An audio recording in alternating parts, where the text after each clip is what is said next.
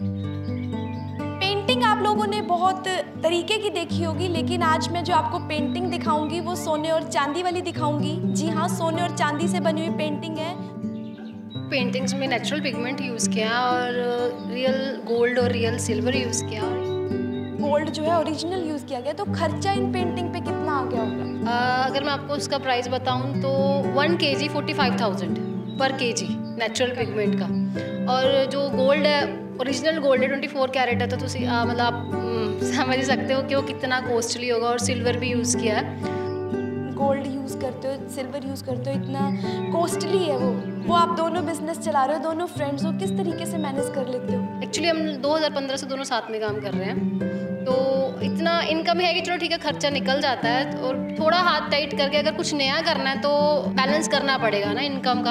अपनी जेब काट के कुछ भी है ना, थोड़ा बहुत कहीं से भी बचा के कुछ नई चीज़ क्रिएट करने के लिए फिर वहाँ पे वो इनकम अपनी लगाते हैं। तो आपको कितनी एक पेंटिंग को तैयार करने में टाइम लग जाता होगा? हम इन पेंटिंग को पूरा पूरा दिन बैठ के हमने 2-2 3-3 दिन लग जाते हैं एक पेंटिंग को, क्योंकि गोल्ड को लगाने का प्रोसेस थोड़ा लंबा होता है, बहुत ध्यान से लगाना होता है। और इसमें गोल्ड की वेस्टेज बहुत ज़्यादा है। अगर लोगों को लगता है कि इतना सा गोल्ड लगा है, उसमें गोल्ड की वेस्टेज बहुत ज़्यादा है, बहुत सारा गोल्ड ख़राब भी हो जाता है। किसी की कोई छोटी सी बाली गिर जाए तो पागल हो जाता है, आप इतना गोल्ड ऐसे ही वेस्ट कर देते हो। इसकी वेस्टेज बहुत ज़्यादा है, तो हमें तो करना पड़ता है, हमारा तो काम है। एक्चुअली ना वो थोड़ा सा भी अगर आपकी ब्रेथ उस पर गई ना, फॉइल पे गई, तो उसके साथ के वो उड़ जाएगा और वो ख़त्म है। अगर उसको आप उठाने की भी कोशिश करोगे ना तो मर्ज हो जाएगा आपके हाथ में। पेंटिंग आप लोगों ने बहुत तरीके की देखी होगी, लेकिन आज मैं जो आपको पेंटिंग दिखाऊंगी वो सोने और चांदी वाली दिखाऊंगी। जी हाँ, सोने और चांदी से बनी हुई पेंटिंग है। मोहाली की दो लड़कियां हैं जिनका नाम है फनकारी और एक का नाम है मायरा, जिन्होंने ये पेंटिंग तैयार की है, सोने चांदी से बनाई है। सबसे पहले मैं इन्हीं से बात करूँगी और उसके बाद मैं आपको पेंटिंग्स भी दिखाऊंगी कि कितनी खूबसूरत जो पेंटिंग है वो उन्होंने तैयार की है। दोनों का सबसे पहले स्पोक्समैन हरियाणा में स्वागत है। Thank you. आप लोगों ने सोने चांदी की जो है पेंटिंग बनाई हुई है। लोग दूसरे कलर्स यूज़ करते हैं, पेंटिंग का शौक सबको होता है, लेकिन ये सोने चांदी की पेंटिंग का शौक कहाँ से आ गया आपको?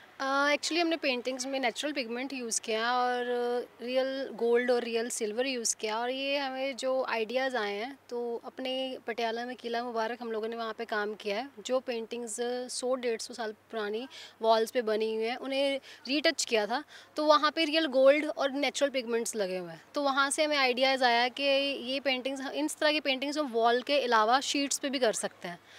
हाँ जी, हमने वहाँ से ये आइडियाज़ लिए। और बहुत सारे आर्टिस्ट हैं जो इस चीज़ को कर रहे हैं, बट बड़े लेवल पे ये चीज़ अभी नहीं जा रही है, बिकॉज ये तो इसे सेल करना थोड़ा मुश्किल है, क्योंकि बहुत ही एक्सपेंसिव हो जाती हैं और इसे सेल करने के लिए मतलब हर कोई अफोर्ड नहीं कर सकता।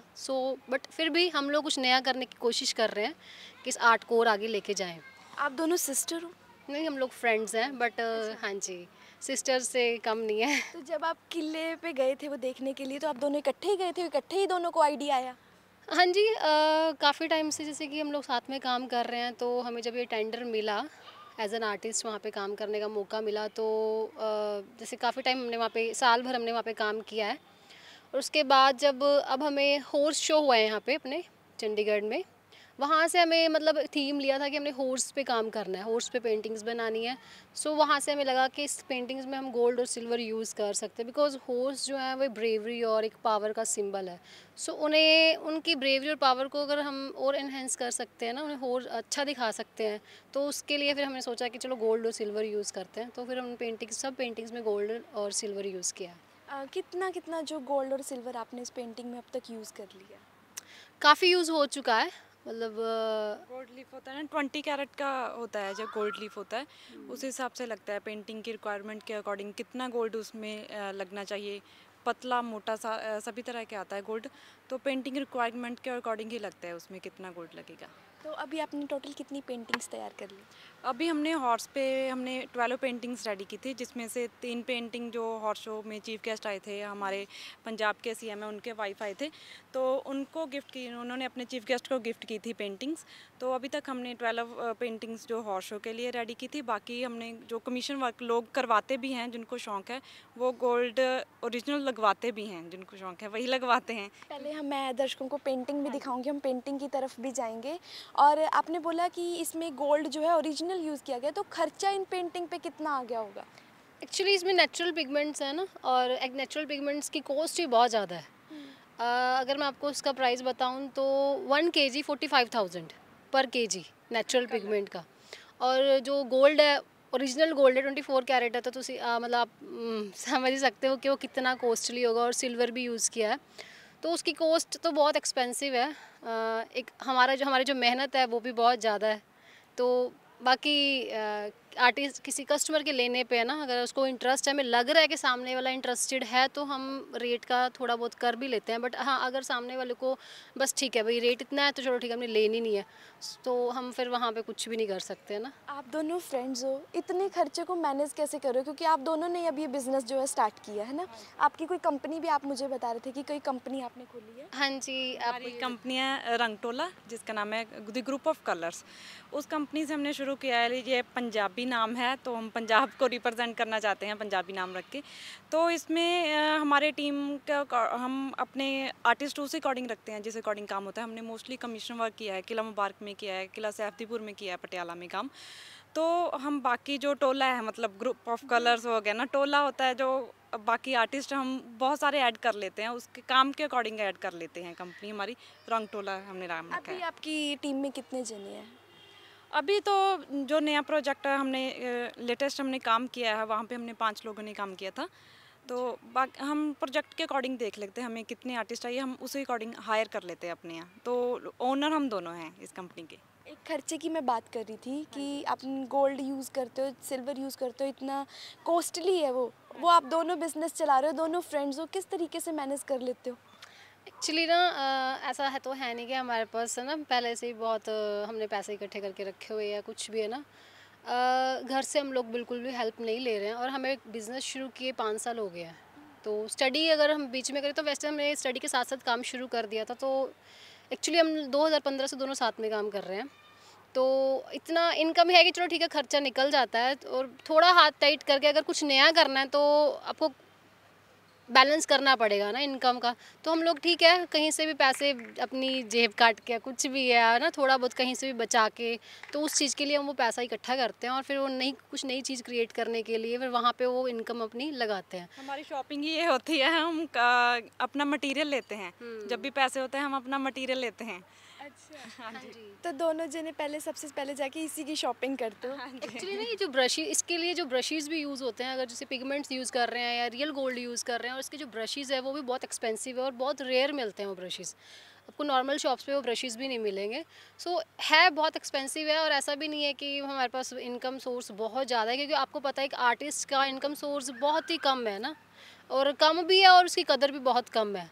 बट ठीक है, अगर आपको कुछ नया करना है, कुछ मार्केट में नया लेके आना है, या अपनी सोच को कुछ नया रूप देना है, तो आपको कहीं से पैसा बचा के कहीं लगाना पड़ेगा। सो यही अगर 100% इनकम से हमें कहीं आई है, तो उसमें 60% हम हमारे आर्ट मटेरियल पे वो पैसा लगा रहे हैं, 40% हमारा जो डेली रूटीन का खर्चा है वो वहाँ लगता है। इसके लिए कोई जॉब भी की स्टार्टिंग में, या सीधा ही बिजनेस स्टार्ट कर नहीं, जॉब का हमारा कोई इंटरेस्ट ही नहीं था, स्टार्टिंग से ही नहीं था। अगर हम एक बार जॉब में चले जाते ना, तो शायद ही हम लोग ऐसा कुछ कर पाते ना, क्योंकि जॉब में आपका एक टाइम पीरियड है, कितने से इतने आपने जॉब करनी है, उसके बाद वैसे भी हम अपना खुद का काम बहुत कम है कि कर सकते हैं ना।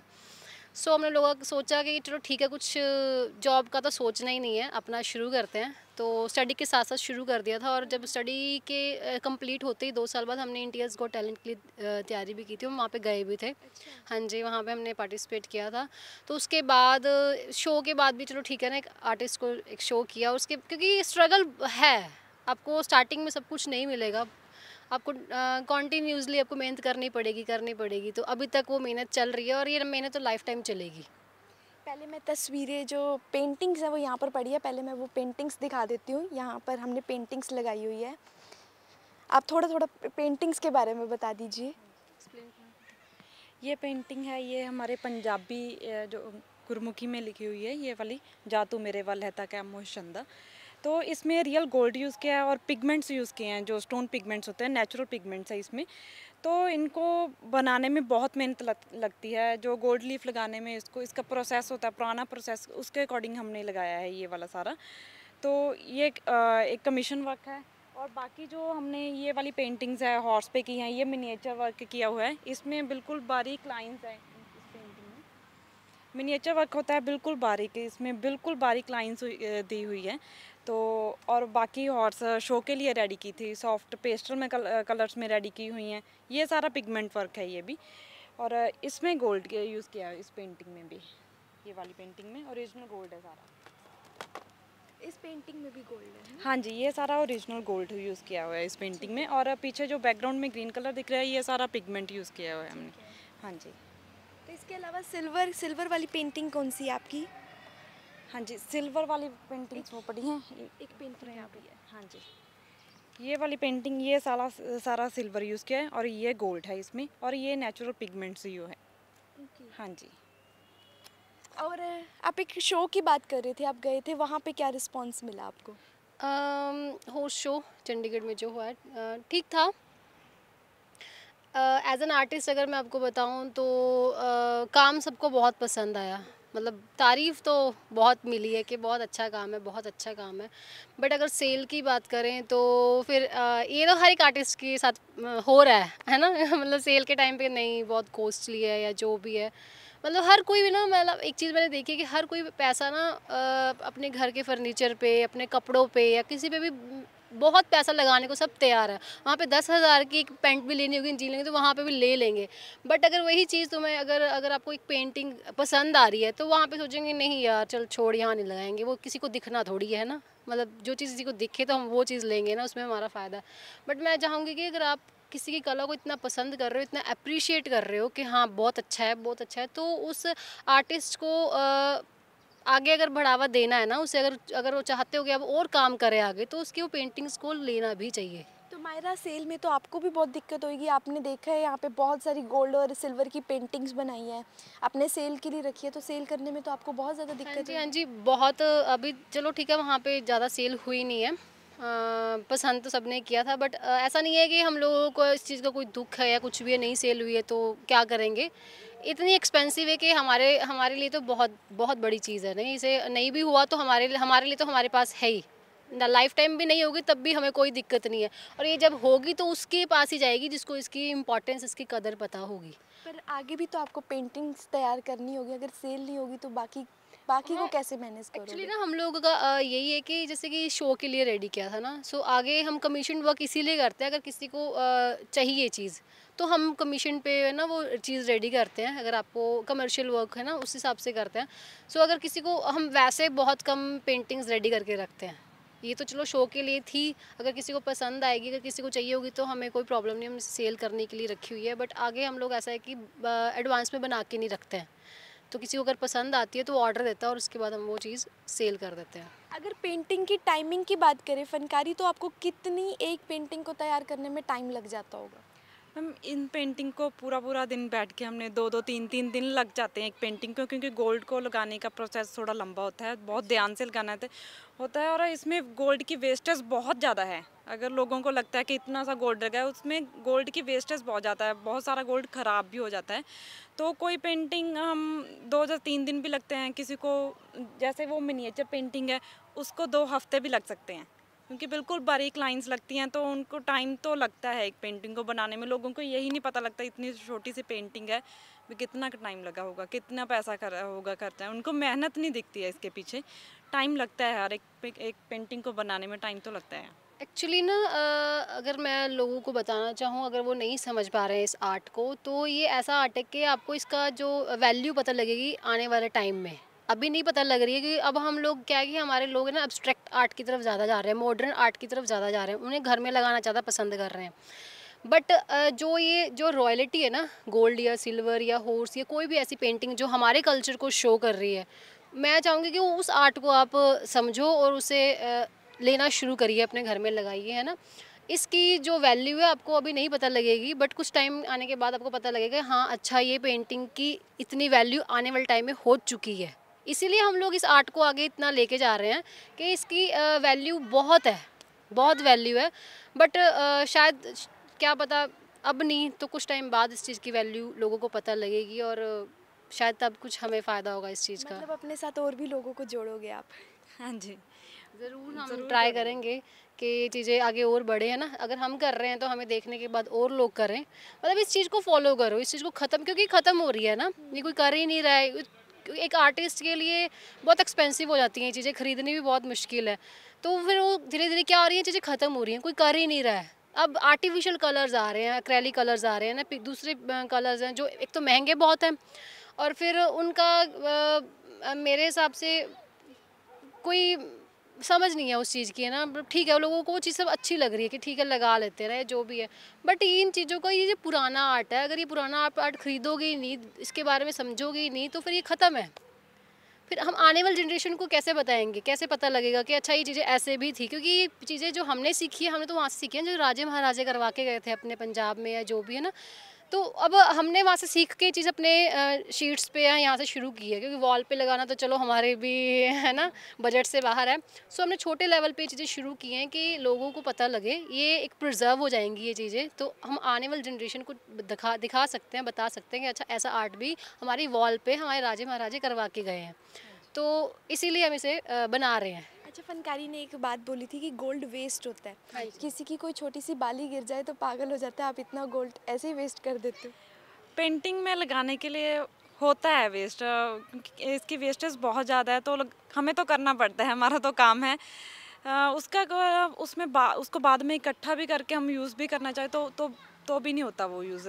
लोगों को यही नहीं ना पता अभी कितना खर्चा भी आ जाता है, फिर उसका क्या करते हो? वेस्ट है वो तो।